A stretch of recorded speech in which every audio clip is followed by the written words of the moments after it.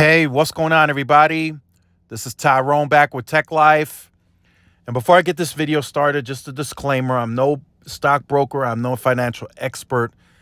So don't go and buy stock or sell stock on anything that I say in this video, because this video is a bit related to At&T stock. So At&T's call options attracting buyers as dividend looks secure. Now, once again, a lot of people are still questioning, At&T stock is very undervalued. It's very cheap. It's not going anywhere based on the success that At&T has pulled in these recent quarters. They've gained all this growth, and yet the stock is still not going anywhere, and it should be much higher than where it is today.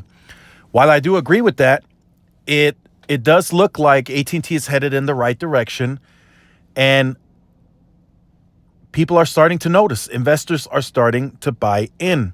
Now, some of the things that I do know internally, right? 2023 is going to be a big year for fiber. And I think fiber is going to become the leading product in the future. Now, wireless will always be there, of course. It's the core product.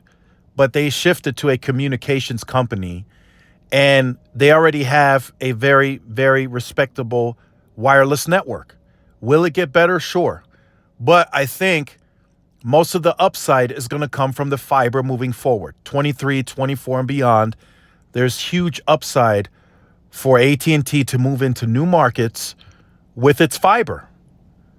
And I'm not talking about the existing ILEC footprint. I'm talking about new markets like what they're doing in Indianapolis, what they're doing with Arizona. And then I'm also hearing Vegas is now a part of that. So I think At&T will do more of that. And the recent announcement of the venture partnership, the 10 to 15 billion, that likely means there's even more areas that they're going to expand into with its fiber into brand new cities and towns.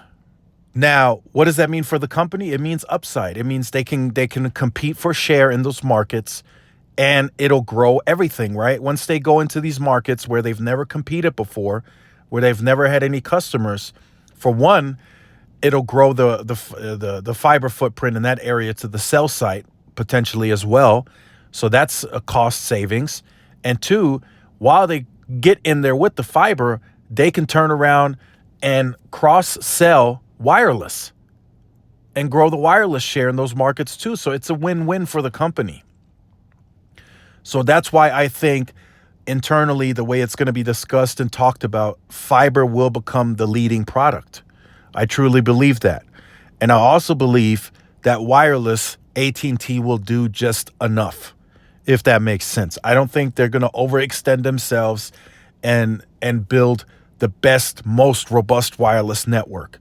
That's where potentially Verizon is heading, and T-Mobile is trying to keep up with that. But if you've been following At&T's wireless journey, they have a good network. They have a large network, but they haven't, in many cases, gone above and beyond to build the most densified network. Right? Verizon went crazy. They started building the density. They started building the small cells. And I'm not saying that At&T can't do that. At&T can do that as well, but they haven't gone all out because they're trying to find a balance of having a good wireless network and having good fiber in, those markets. So that's why I think, I've asked an analyst recently, I was like, do you think that At&T will ever have the best leading wireless network? And why didn't they come out and say that when they got rid of media? And they didn't say it. They didn't come out and say, we're going to now build the best wireless network. They say we're going to become a great communications company, or we're going to go back to being a communications company. And analysts told me several things. They don't have the best mid-band assets. They didn't spend enough. And they have to split a good amount of the capital to fiber that could potentially become the leading product. And that's when I started to look at it differently. I said, yeah, fiber is the big story here because it's leading to new growth for both the home broadband product, and it helps wireless grow as well. So will AT&T still do coverage fill-ins? Will they still add some density? Sure. But I don't think they're going to come out with a massive plan that's going to say, oh, we're going to build this amount of thousands of C-RAN, this amount of thousands of new macros for density. I don't see that happening because, like I said, they're trying to balance it out, and they're trying to become a great fiber company and still maintain a great wireless network, which is what they're doing.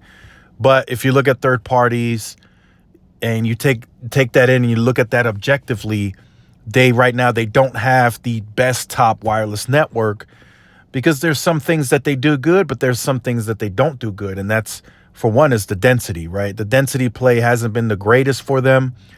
And could they change that in the future? Maybe, but I still think they hold off on that. And because fiber will become the leading product for AT&T. So let me know what you think about that in the comment section down below. I look forward to reading your comments. Make sure you guys like, share, subscribe to the channel. Stay tuned for more. Busy week up and coming, and I'll see y'all in the next one. Peace.